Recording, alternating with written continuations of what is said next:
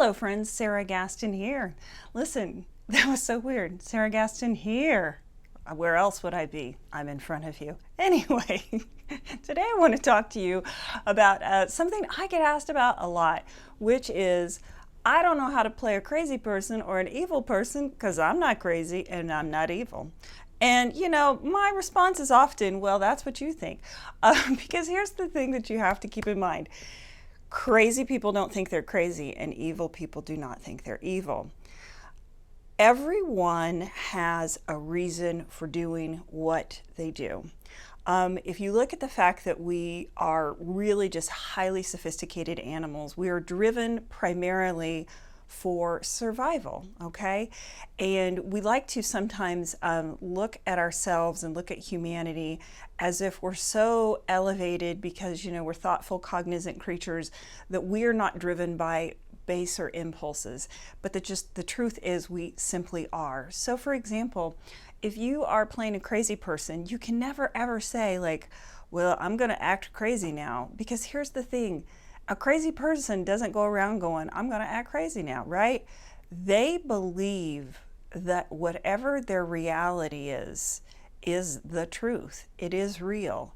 They believe that they're hearing a voice in their head, and they believe that they're seeing something there, and they believe that, whatever paradigm or belief system they have is right and just and real, and they must obey it, okay? And so what happens is when we start to intellectualize and we start to judge and we start to talk about the character like they're somebody over there, we can't really ever accurately play them because we're so detached. So we have to start putting ourselves in their shoes and saying, well, they believe that what they're doing is right, or they believe that what they're doing makes sense, or they believe that what they're doing is just. And you need to commit to that with stakes just as high as any character that you have deemed sane. The truth is, throughout history, people have believed things that other people have thought were crazy. And believe me, there are things that we think and do and believe every day that somewhere in the world, some other culture, some other person thinks make no sense whatsoever, right? Think about the fact that we have Santa Claus and the Easter Bunny. Think about our beliefs about outer space and the way the world was created. And of course, there's quite a variety of them, but even many of the things that we believe to be true right now and that we know to be true right now were considered heretical and far out at one time. The earth is round, no way. The sun is the center of the universe, or the solar system rather, no way, right? We used to think that everything evolved around the earth, right? We used to think the earth was flat, right? So the line between madness and sanity might be thin for some. So that's a whole other philosophical bunny trail that I'm not going to go off on. Okay, the second thing is I can't play an evil person because I'm not evil. Okay, an evil person doesn't go around going, I sure feel evil today, so let me go do some evil things, right? An evil person, that's a judgment, that's a construct, that's something we put on them because they do something that is antithetical to what we believe.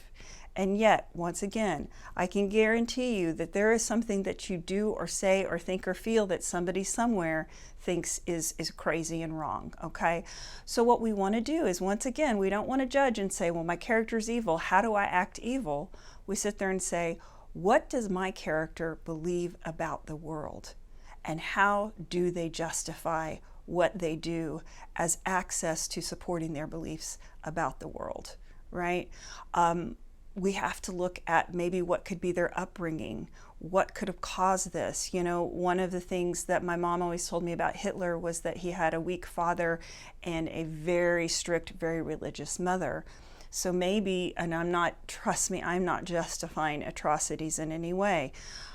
He was also a frustrated artist. So maybe he was looking to be recognized, to be adored, to be appreciated, to be acknowledged, to be significant, right? If you can approach a character like that from a human place, then they become accessible to us. because we all have the same impulses. We have good impulses and we have not good impulses. And we are always fighting between the two. And, we might have a bad thought. Now, we don't give in to it, right? Because we're civilized. But it doesn't mean that the thought or the impulse doesn't exist, because we are fundamentally wired to survive. And if we interpret something that somebody does or says as somehow threatening, that really primal brain, that crocodilian 2 million-year-old brain kicks in and says, 65 million-year-old brain really kicks in and says, no, I'm gonna fight to the death. All right. And it's just an impulse, and we're probably not going to do that when we're at, Trader Joe's, right? But that doesn't mean the impulse isn't there when we feel threatened. So if we can just have some grace about the human condition and approach characters from this really human standpoint, then there's not going to be any character that's going to be off limits, because you're going to be able to somehow find a justification for their actions, just like they have. Okay. Boy, that's the human condition right there. All right, guys, that's all I got on that topic for today. Trust me, I could talk for another 20 or 30 minutes, but I won't bore you. So I hope this was helpful to you. This is something that's puzzled actors throughout history, I am sure. But some of the greatest roles are characters that we would consider not very savory, right? So we don't want to shy away from them by saying, I can't do it because I can't relate. Trust me, you can on some level. Anyway, okay, great. Well, that's all I got for you today. If you like this video, please feel free to share it with your friends. Please like us on YouTube. I would recommend subscribing on YouTube, because that means you get first look at any new videos that I drop. I don't always announce them. And lastly, the best option, in my humble opinion, is that you subscribe to my email list, which you can do by going to my website, www.sarahgaston.com, because there are things that I share on my email list, updates about the state of the industry, new trends that are going on with how we do things in the world of filmmaking and theater, and they're just things I offer that I don't offer anywhere else. Anyway, I hope you have a lovely day. Stay safe, be well, and as always, break a leg out there.